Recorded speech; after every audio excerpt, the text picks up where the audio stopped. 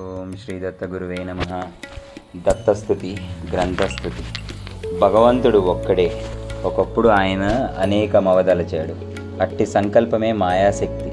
దానివల్లనే ఆయన ఈ విశ్వమంతా అయ్యాడు. ఇలా సర్వాన్ని సృష్టించడం వలన ఆయననే బ్రహ్మ అని, ఈ విశ్వాన్ని పాలించడం వలన ఆయననే విష్ణువు అని, సకాలంలో సృష్టిలోని రూపాలను ఈయనే నశింపజేస్తుండడం వల్ల శివుడని అన్నారు. ప్రతి కల్పాంత ప్రళయానికి ముందు తరించకుండా ఉండిపోయిన జీవులు మరలా జన్మించి అనుభవం ద్వారా పూర్వకర్మను రహితం చేసుకుంటూ ఈసారి ధర్మబద్ధంగా జీవించడం వలన మరలా కర్మకు బద్దలు కాకుండా ఉండే అవకాశం ఇవ్వడానికే భగవంతుడు మళ్ళీ మళ్ళీ సృష్టి చేస్తుంటాడు. ప్రతిసారి సృష్టితో జన్మకు వచ్చే జీవులు కర్మబద్దలవ్వకుండా జీవించగలగడానికి మార్గం కూడా భగవంతుడే ఏర్పాటు చేస్తాడు. అందుకే ప్రతిసారి మొదట మహాయోగులైన శనకాది బ్రహ్మ మానస పుత్రులను, తర్వాత మహర్షులైన వశిష్ఠాది ప్రజాపతులను సృష్టిస్తాడు. మరలా అటువంటి ఋషుల ద్వారానే వేదాలు, శాస్త్రాలు, సదాచారము అనేవి జీవులకు ప్రసాదిస్తాడు. ఈ విషయం నిత్య జీవితంలో అనుక్షణం గుర్తుంచుకొని అటువంటి దీక్షతో మనం జీవించగలగడానికి సాధనంగానే మనం గోత్ర ఋషులను ప్రతి కార్యానికి ముందు సంకల్పంలో భాగంగాను, పెద్దలను దర్శించినప్పుడు ప్రవర చెప్పుకొనడంలోనూ స్మరించడం ఒక సదాచారంగా మహర్షులు నిర్ణయించారు.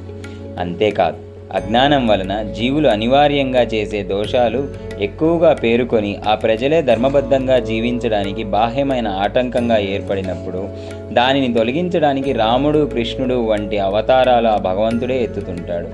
కానీ సృష్టి పొడుగునా అటువంటి అవరోధాలు సాధ్యమైనంత వరకు రాకుండా చేయడానికే ఆ భగవంతుడే పరిపూర్ణులైన సద్గురువులుగా అవతరించి తన లీలల ద్వారా సాధ్యమైనంత మందికి మోక్షేచ్ఛ, ధర్మనిష్ట కలిగేలా చేస్తూ ఉంటాడు.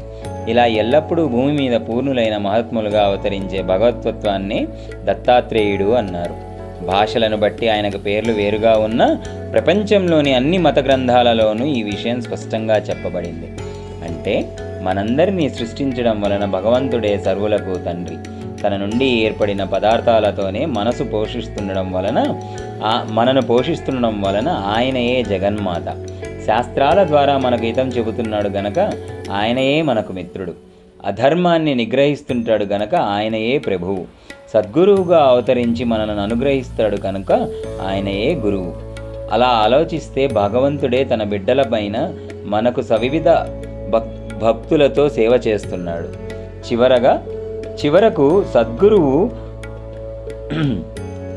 చివరకు సద్గురువుగా మనకు ఆత్మసమర్పణ చేసుకుంటున్నాడు, దత్తం చేసుకుంటున్నాడు.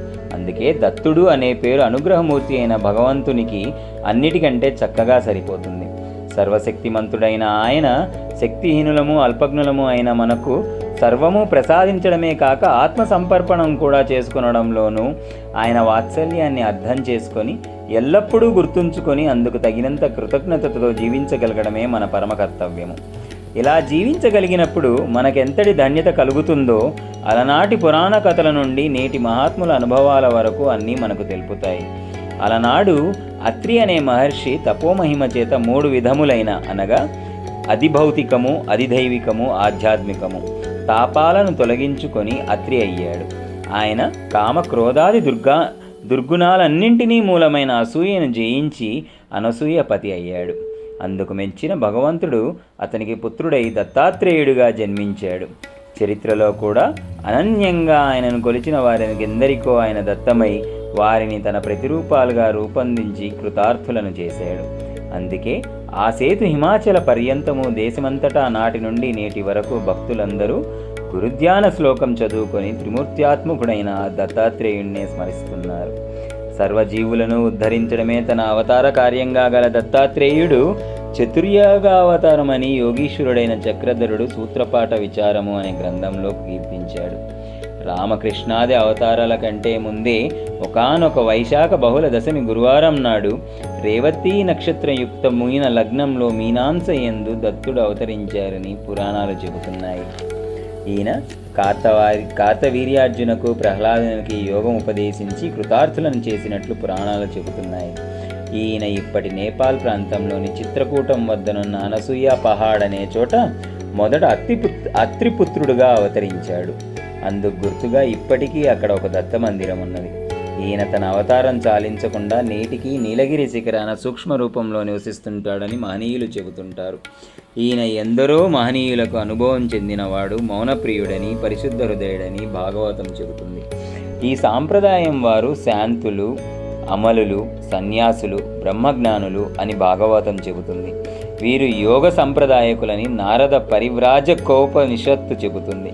దత్తాత్రేయుడు ఎక్కువగా కావేరీ లోయలలో తిరుగుతూ పురాణాల్లో సహ్యాద్రిగా ప్రఖ్యాతమైన పర్వత గహ్వరాలలో ఆశ్రమాన్ని నెలకొల్పి అక్కడ యోగనిష్ఠులో నిమగ్నులయ్యారని మార్కండేయ పురాణం చెబుతున్నది. ఈయన యొక్క ఉపాసన గురించి స్కాంద పురాణంలోని కాశీఖండనంలో వర్ణించబడింది. ఆగమ, తంత్ర, యోగ, పురాణాది ప్రాచీన గ్రంథాలలో శివుని అవతారంగా కీర్తించబడిన గోరక్షనాథుడు నాథ సంప్రదాయానికి పట్టుకొమ్మ అనవచ్చు.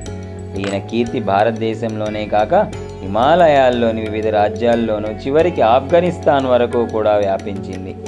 ఈ గోరక్షనాథునికి దత్తాత్రేయుడు దర్శనమిచ్చారని, ఆ ఇద్దరికి మహాద్భుతమైన సంవాదం జరిగిందని నాథ సంప్రదాయానికి చెందిన ముఖ్య గ్రంథాల్లో ఒకటైన గోరక్షవాణి చెబుతున్నది.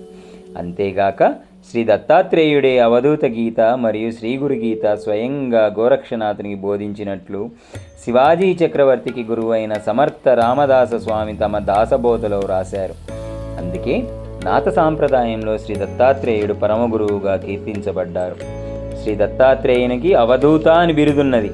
దానికి అర్థం అవధూతోపనిషత్తు ఇలా వివరించింది. శ్లోకం: అక్షర ద్వాద్వరేణ్యత్వాద్దూత సంసార బంధనాత్ తత్వమస్యాది లక్ష్యత్వదవధూత ఇతిర్యతే. అనగా నాశరాహిత్యం, శ్రేష్టత్వం విదిలించి వేయబడిన సంసార బంధం తత్వమసి అనే మహావాక్యానికి లక్ష్యమవడం వలన అట్టి వారిని అవధూతయని చెబుతారు. శ్రీ గోరక్షనాథుడు తన సిద్ధాంత పద్ధతి అనే గ్రంథంలో ఇచ్చిన అవధూత వర్ణన మార్కండేయ భగవతాది పురాణాలలోని దత్తాత్రేయ వర్ణనకు సరిపోతుంది. గోరక్షనాథుడు ఇలా రాశాడు: యోగులలో ఎవరు అవధూతులని చెప్పబడుదురో ఇచ్చట తెలుపబడుచున్నది.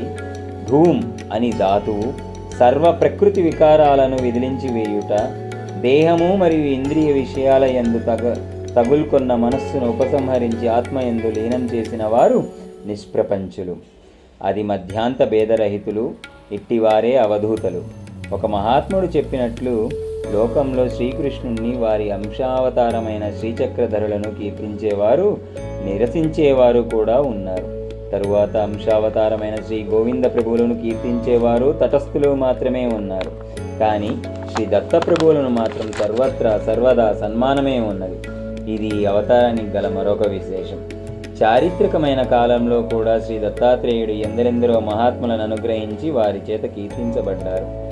మహాయోగి అయిన జ్ఞానేశ్వరుడు ఒక అభంగలో స్వయంగా ఇలా కీర్తించాడు: మేరుకు అవతల అనగా దక్షిణ దేశంలో కేచరీ ముద్రలో కూర్చున్న నిరాకారుడైన దత్తయోగి ధ్యానంలో గాఢంగా నిమగ్నుడై బ్రహ్మానందం అనుభవిస్తున్నాడు. నిస్సంగుడైన ఆయనకు తమ దేహం పైన కానీ వస్త్రాల మీద కానీ అపేక్షయే లేదు. ఆయన గోదావరి తీరంలో జ్ఞానాన్ని అపారంగా సేకరిస్తూ పాంచాలేశ్వర్లోని నిత్యం స్నానం చేస్తుండే శ్రీ దత్తయోగి జ్ఞానదేవుడనైన నా హృదయంలో ఉన్నారు. మహామహితాత్ముడైన తుకారాము ఆయన ఇలా కీర్తించాడు: శ్రీ దత్తాత్రేయ మహారాజా, నీ అవధూత మూర్తియే నా జీవితానికి విశ్రాంతి. నీ అండలేక ఈ జీవిత రహస్యాన్ని ఎవరు విప్పగలరు? ఈ మహాత్ముడే దత్త ప్రభువు గురించి, ఆయన సుఖాలను మనకు విడిచి భక్తుల బాధలను తాను అనుభవిస్తాడు అన్నాడు. మనం ఇంతకుముందు ప్రస్తావించిన చక్రధరునికి మాతాపూర్లో ఒకసారి, పైఠానులో ఒకసారి దత్తస్వామి దర్శనమిచ్చి సన్యాస దీక్షా వస్త్రాలు, జీవులను ధరించమని ఆదేశము కూడా ఇచ్చారు. ఆ తర్వాత ఆయన యొక్క అనుగ్రహంతోనే బాయిషుడు, నాగదేవాచార్యులు అనే శిష్యులకు యోగసిద్ధి లభించింది. అందుకే ఆయన దర్శనం అమోఘమైన ఫలితం గలది అని ఈ మహానుభావ సంప్రదాయానికి శ్రీ దత్తప్రభువే అధికారుడు అని చక్రీధరుడు రాశారు. అలాగే సమర్థ సంప్రదాయ ప్రవక్తకులైన శ్రీ సమర్థ రామదాస స్వామి, ఆయన శిష్యుడైన దినకర స్వామి కూడా దత్తస్వామిని సిద్ధపురుషని కీర్తించారు. శ్రీ సమర్థుల ముఖ్య శిష్యులైన కళ్యాణ స్వామి దత్తప్రభువుకు ముల్లోకాలలోనూ వందనములే. ఆయన భిక్షాన్నమే గ్రహిస్తారు. ఆయన చుట్టూ సుందరమైన తేజఃపుంజం ఉంటుంది. ఆయన దిగంబరి, సిద్ధ సనాతనుడు, త్రిమూర్తుల అవతారము, త్రిపురారి. నిత్యము భాగీరథి తీర్థంలో నిత్య నియమాలు, కరవీరం. ఈనాటి కొల్లాపూర్లో భిక్ష చేస్తారు. ఆయనది నిగూఢమైన యోగలీల. ఎన్నో ప్రాచీన సంప్రదాయాల వారు ఆయన ధ్యానిస్తారు. ఆయన గిరినార్ పర్వతంపై ఉంటారు. ఈ శ్రీ గురురాజు మహాదయామయుడు, కళ్యాణ్కు సుఖాన్ని చేకూర్చేవాడు. ఆనంద సాంప్రదాయానికి కూడా మూల పురుషుడు శ్రీదత్తుడేనని శ్రీధర స్వామి, శ్రీకృష్ణ దయార్దన స్వామి చెప్పారు. అలానే చైతన్య సాంప్రదాయ ప్రవర్తకులైన రాఘవ చైతన్యుడు, కేశవ చైతన్యుడు కూడా దత్తప్రభువును పరమ గురువుగా చెబుతారు. ఓం శ్రీ దత్తాయ గురువే నమః. శ్రీ దత్తస్తుతి గ్రంథస్తుతి సమాప్తం.